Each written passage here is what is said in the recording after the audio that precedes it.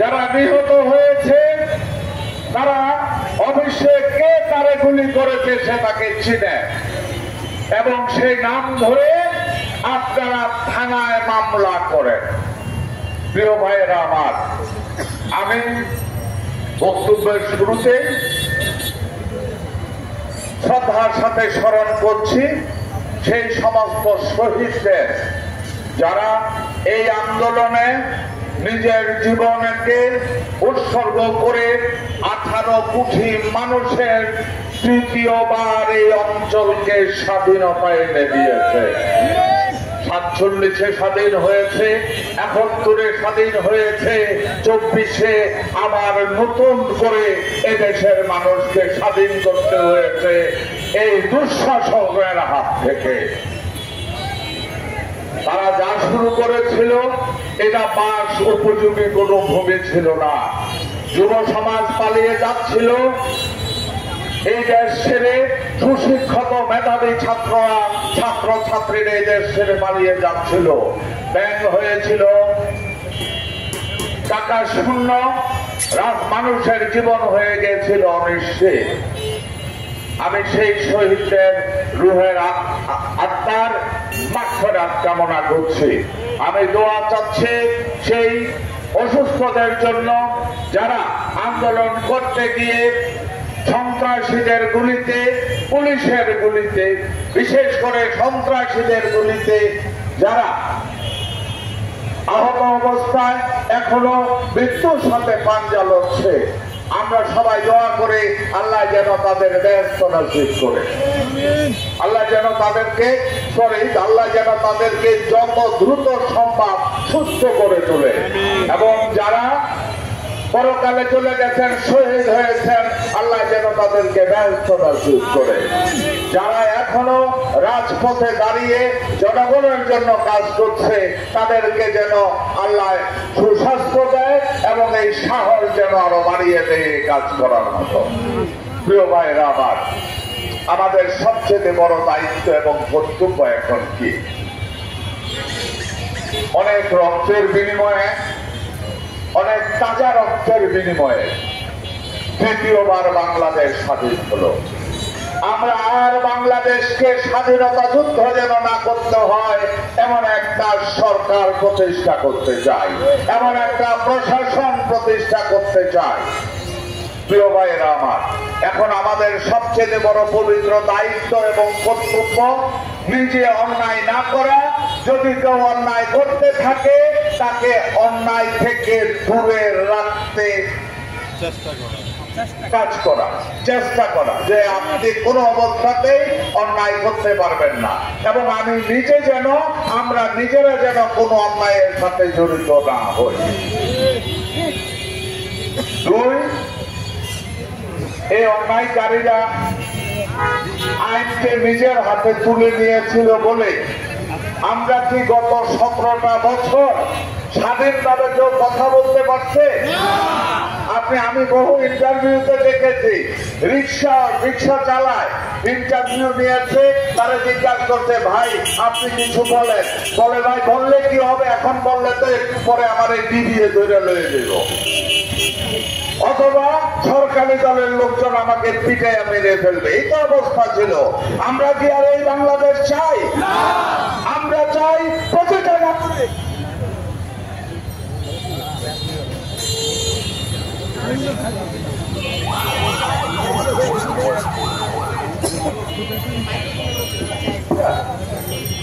আমরা চাই প্রতিটা নাগরিক তার নাগরিক অধিকার 16 আনায় এনজয় করে এদেশে জীবন যাপন করবে।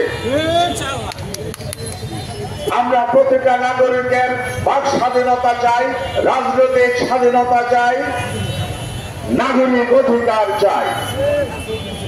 আজ থেকে, এখন থেকে 22 বছর বয়স পর্যন্ত যাদের হয়েছে, আমি নিশ্চিত তারা ইউনিভার্সিটি লেখাপড়া করলেও ভোট কেমনে দিতে হয় তারা জানে না, কারণ তাদেরকে ভোট দিতে দেওয়া হয় নাই। সেই সরকার ভোট শব্দটাকে পৃথিবী থেকে, বাংলাদেশ থেকে বিদায় করে দিতে চাইছিল। আল্লাহর হুকুম দেখেন, ছাত্র জনতা সবাই মিলে আন্দোলন করেছে তার নিজের দাবিতে। আসেন আমরা আইনকে নিজের হাতে তুলে নেব না, কোন অবস্থাতেই অন্য যেন আইনকে নিজের হাতে তুলে দিতে না পারে এ ব্যাপারে ওই লোককে সচেতন করব। যদি কেউ আইন নিজের হাতে তুলে নেয় তাহলে আমরা আইনকে নিজের হাতে তুলে না নিয়ে প্রশাসনকে জানাবো এই লোক আইনকে নিজের হাতে তুলে নিয়েছে, এই লোক চাঁদাবাজ, এই লোক হাইজাকার, এই দুর্নীতিবাজ। আমরা জনগণকে জানাবো। সরকার যদি সঠিকভাবে চলে অবশ্যই সরকারের ওই লোকের শাসন করার আইনগত বৈধ ক্ষমতা থাকবে। প্রিয় ভাইয়েরা আবার, আর যারা লুটপাট করছেন অতীতে, এখনো স্বপ্ন দেখেন অথবা কাউকে কাউকে মনে রেখেন। এখানে গান্ধীঘর সমনি বহু বছর পরে এই কুমারী চত্বরে দাঁড়াইতে পারছি, ভাই এটার কাছেও আইতে দিত না। সবচেয়ে বড় কথা যেটা, লাঠি ছোড়া না, ডাইরেক্ট ফায়ার করে দিত। আরে কি যখন ধরে ভাই, যদি মানুষটা জানোয়ার।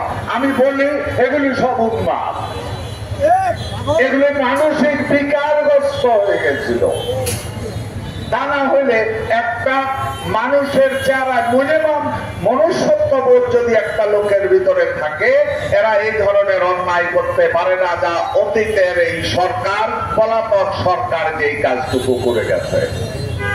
প্রিয় ভাইয়েরা আমার, অনেক লুটপাট হয়েছে, তারা বহু লুটপাট করেছে। যারা চাঁদাবাজি করেন, যারা বিভিন্ন জায়গায় লুটপাট করেছেন, ব্যাংক লুট করেছেন, এখনো মনে করতেছেন আমরা আবারও দেখি না কোনো সুযোগ পাই কিনা। আমি আল্লাহর হস্তে বলবো, ওই দিন দেখলাম, গতকালকেই তো বোধহয় দেখলাম, দরবেশ বাবার রে আহারে ভিসা দিয়া ভিটের বেটা এতে আর দুটো বলে 1 লাখ কোটি টাকার না কত টাকার মালিক, শুধু ব্যাংকের থেকে লুট করছে নাকি 1 লাখ কোটি টাকা। এক ব্যাংকে খাইছে 50,000 কোটি টাকা। বলছে তারে লুঙ্গি ভিন্দা তারিনি পর্যন্ত কামাই এলেছে ডরে। ভাবলি তো এরপরে দেখলাম আনসারে বাইন্দিয়া বয়া রাখছে লুঙ্গি ভিজা। আমি বললাম যে আরে সে তো জীবনে লুঙ্গি ভিজা নাই, নিজের বাইন্দিয়াটা আসেনি, দেখলাম লুঙ্গিটা টাইট করে দেবে। প্রিয় ভাই এরা আমার, একটা জিনিস দেখলেন তো, পাপ পাপ কেউ ছাড়ে না। এই সালমানের রহমানের মতো লোক আল্লাহ বাঁচাইছে দরবেশ বেনারে। একদিন আনসারে ধরছিল, যদি ভাবলিকে ধরতো তাহলে এটা মাজার বাবা হয়ে গেল। সত্য না? শেয়ার বাজার কেলেঙ্কারি করে এদেশের লক্ষ লক্ষ লোকের পথে বসিয়ে দিয়েছে। এই টাকা কি করব? আমার শুধু মনে হয়েছে এই লোকের এই অবস্থা দেখা, আরে টাকার কোনো দাম নাই। এত হাজার লাখ লাখ কোটি টাকার মাসে আনসারে বাইন্দা বলে রয়েছে, দর্শকের থেকে নৌকার সরিয়ার তলে বলাইয়া আসছিল দিয়া ভিটিকার গুলো। প্রিয় ভাইয়েরা আমার, সালমান রহমান যেই পরিমাণ অন্যায় করেছে তার সাজা পেয়েছে। আমরা সেই বাংলাদেশ চাই। বাংলাদেশে সেই বাংলাদেশে সালমান রহমান যেমন থাকবে না, রাস্তার পাশে চাঁদাবাজও আমরা দেখতে চাই না। আমরা সেই বাংলাদেশ চাই। এটা ধরার জন্য সবাইকে ভূমিকা রাখতে হবে। এই দেশটা আমরা সবার ছাত্র জনতার আন্দোলনে তৃতীয় স্বাধীনতা পেয়েছি, এটা রক্ষা করার দায়িত্ব আমাদের সবার উপরে। আসেন আমরা যে যেখানে আছি সেখান থেকে এখন থেকে ওই দায়িত্ব পালন করি। বিএনপি দল হিসাবে আমার দলের চেয়ারপারসন, ভারপ্রাপ্ত চেয়ারপারসন জনাব তারেক রহমান, এদেশের অত্যন্ত জনপ্রিয় নেতা জনাব তারেক রহমান আমাদেরকে বলে দিয়েছে, দল হিসাবে আমাদের পক্ষ থেকে আগামী দিনে যেন যদি কোথাও যেন কেউ অন্যায় না করতে পারে। যদি অন্যায় করে আমরা তার প্রতিবাদ করব, যে অন্যায়কারীকে আমরা আইনের উপর সমর্পণ করব এবং আমরা নিজেরাও কোনোদিন অন্যায়ের সাথে জড়িত হব না। আমরা রাজনীতি করি মানুষের জন্য, রাজনীতি করি দেশের জন্য, রাজনীতি করি সমাজের কল্যাণের জন্য। কোন চাঁদাবাজ, কোন অন্যায়কারী সমাজের কল্যাণে আসতে পারে না। প্রিয় ভাইয়েরা আমার, এখানে আমরা যারা আছি এবং আপনারা যারা দূর থেকে আমার বক্তব্য শুনছেন, সবাইকে বিনীতভাবে অনুরোধ করব, সবাইকে বিনীতভাবে অনুরোধ করব, যে কোনো অবস্থাতে এই অন্যায় থেকে আমরা আসুন, আজ থেকে আমরা প্রতিজ্ঞা করি, আজ থেকে আমরা প্রতিজ্ঞা করে আমরা কোনো অন্যায় করব না। যদি কেউ অন্যায় করতে চায় তাকে নিরুৎসাহিত করব, তাকে প্রতিহত করব, প্রয়োজনে আমরা আইনে সমর্পণ করব। আইনকে আমরা নিজের হাতে তুলে নেব না। আইন সমাজ না, ভিন্ন লোক। আইন আমাদের হাতে তুলে নিয়ে বিচার করার অধিকার আমাদের নাই। আসেন, এই শরীরের রক্তের সত্যিকারে মূল্যায়ন তখনই হবে যদি সত্যিকার অর্থে একটা সুন্দর সুষম বাংলাদেশ আমরা আগামী দিনে করতে পারি। ধন্যবাদ আপনাদেরকে, ধন্যবাদ। আমার বিভিন্ন ইউনিয়নের প্রোগ্রাম চলছে, আমাকে একটু যেতে হবে, আমাকে ক্ষমা সুন্দর দৃষ্টিতে